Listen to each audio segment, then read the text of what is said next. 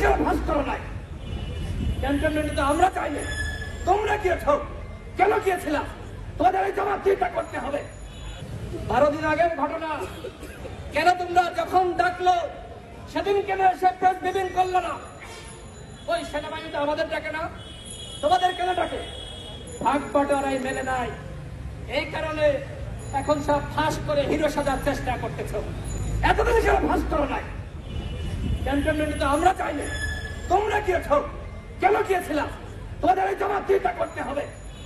এই প্রশ্ন কেউ করছে যে ক্যান্টনমেন্টে তোমাকে ডাকলো, তুমি কেন ছুটে গেলা? আর সব জায়গায় কেন হাসনাত এবং সার্জিস?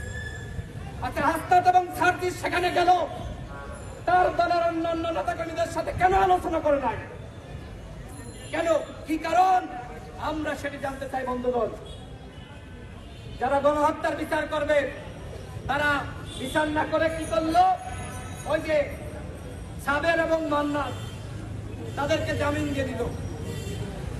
সব জায়গায় আসিফ নজরুলের নাম আছে, আপনারা খুঁজতে দেখেন। এই জামিনের জন্য কাজ করেছে উপদেষ্টা আদিলুর রহমান শুভ্র। সব জায়গায় আসিফ নজরুল না, এই যে জামিনের জন্য কাজ করেছে উপদেষ্টা আদিলুর রহমান শুভ্র সাহেব।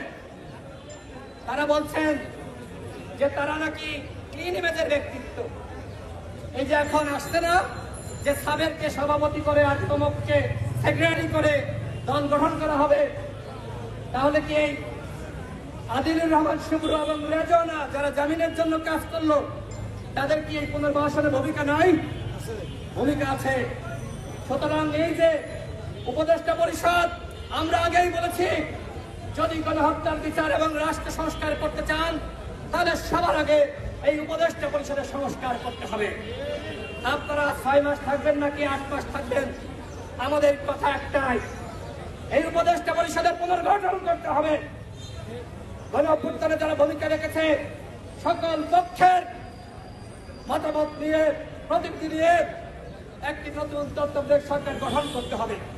কারণ কি? কারণ এই সরকার তার নিরপেক্ষতা পুরোপুরি হারিয়েছে, পুরোপুরি। এখন যদি আমরা একটি নিরপেক্ষ সরকার না পাই, তাহলে আগামীতে কিন্তু অবাধ সুষ্ঠু নিরপেক্ষ নির্বাচন অনুষ্ঠিত হবে না। আমাদের ফারুক হাসান বলেছে যে এনসিপির 2 জন প্রতিনিধি রয়েছে, বিএনপি জামাত গণ অধিকার পরিষদের প্রতিনিধি এখানে কেন থাকবে না?